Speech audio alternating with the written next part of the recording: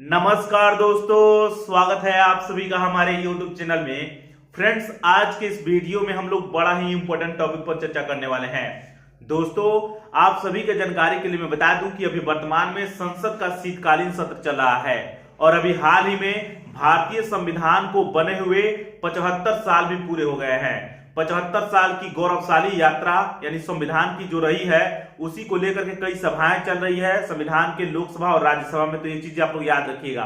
उसी में कांग्रेस के जो नेता हैं राहुल गांधी और नेता प्रतिपक्ष हैं लोकसभा के, आप सभी को पता होगा, उनको बोलने का मौका दिया गया। जब उनको बोलने का मौका दिया गया तो उन्होंने बीजेपी को क्या कहा? द्रोणाचार्य, महाभारत का द्रोण, गुरु द्रोण कह दिया गया। क्यों कहा, इस बारे में जब आप लोग जानिएगा तो आपको पैरों तले फ्रेंड जमीन खिसक जाएगा।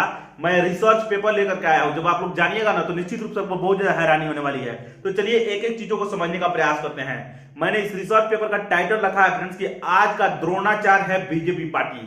क्यों ऐसा कहे हैं राहुल गांधी? जब आप लोग जानिएगा तो आप लोगों को बहुत ज्यादा आश्चर्य होने वाला है। आप सभी के जानकारी के लिए मैं बता दूं फ्रेंड्स कि संविधान को बने हुए 75 साल हो गए हैं। इसी मौके पर राहुल गांधी ने संविधान के 75 वर्ष की गौरवशाली यात्रा पर बोल रहे थे। ये भी चीजें मैंने बताया है।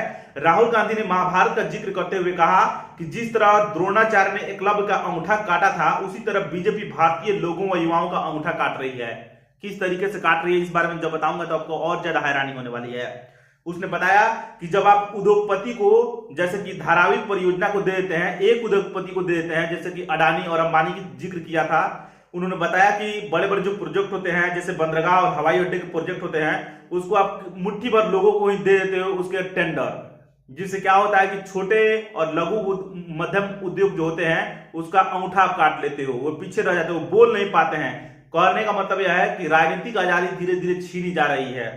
तो आगे बताया सावरकर थे। सावरकर के बारे में आप लोग जानते होइएगा, जिसका पूरा का पूरा हिंदुत्व का एजेंडा था और बीजेपी कहीं ना कहीं सावरकर को आदर्श के रूप में भी देखती है अपना। तो सावरकर ने क्या कहा था आप लोग जानिएगा तो आपको और ज्यादा हैरानी होगी। संविधान में कुछ भी भारतीय नहीं है, ऐसा कहना था सावरकर का। जब संविधान बन रहा था तो सावरकर ने कहा था कि संविधान जो बनाया गया है इसमें कुछ भी जो है, इसमें भारतीय कोई भी चीज भारतीय नहीं है, या पूरा का पूरा विदेशों से अपनाया गया है। जबकि आप सभी की जानकारी के लिए मैं बता दूं फ्रेंड्स कि वर्तमान बीजेपी संविधान को रक्षा करने की बात करती है। एक तरफ तो सावरकर को भी मानती है और एक तरफ संविधान की रक्षा करने की बात करती है। सावरकर कहते थे कि संविधान में कुछ भारतीय नहीं है, इसके जगह पर मनुस्मृति को अपनाया जाना चाहिए, क्योंकि वेदों के बाद सबसे पवित्र ग्रंथ जो है वो मनुस्मृति है। जबकि आप सभी को पता होगा फ्रेंड्स कि मनुस्मृति असमानताओं पर आधारित है। ये चीजें आप लोगों को पता होगा। तो इस तरीके से देखा जाए तो बीजेपी, वर्तमान की जो बीजेपी पार्टी है वो सावरकर का कहीं ना कहीं अपमान कर रही है। जैसे कि संविधान की रक्षा करने की बात कर रही है तो कहीं ना कहीं अपमान कर रही है। मनुस्मृति को कानून के रूप में मानते थे, वेदों के बाद दूसरा सबसे पूजनीय ग्रंथ के रूप में मनुस्मृति को मानते थे। फ्रेंड्स, आप इस बार में क्या सोचते हैं? अपनी राय कमेंट बॉक्स में लिखिए। चलिए मिलेंगे नेक्स्ट वीडियो में। नमस्कार, धन्यवाद।